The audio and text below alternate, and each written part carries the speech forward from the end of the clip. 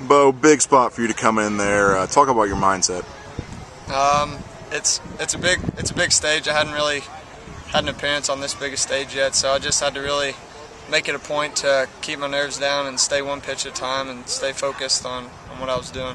How has this season been for you, coming from a guy who pitched just about every day for the Air Force Academy into a guy who's made 10 appearances this year and is really finding his way late? Yeah, I came in with really high expectations, and I had a decent fall. I battled a little bit of injury in the fall, but came back pretty strong. Had a good spring and thought I'd throw a lot of innings early, and it didn't quite work out. I had a few growing pains moving into the SEC, and me and Coach Henderson worked on moving my arm slot down a little bit, starting at about LSU, and I've just been getting more comfortable there, and it seems to be working. So.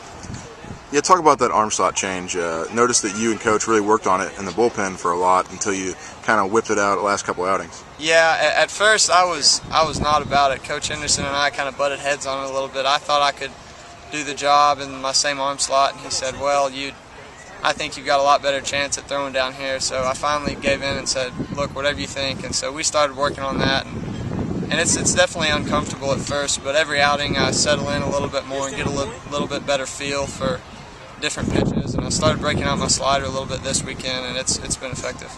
Talk about what that kind of does to a bullpen to have a guy who can match up on the right side and use that slider on the other half. It just adds another dimension. We use Strecker a lot for his splitty, and that's another great option out of the pen, but it really just adds another dimension, another threat.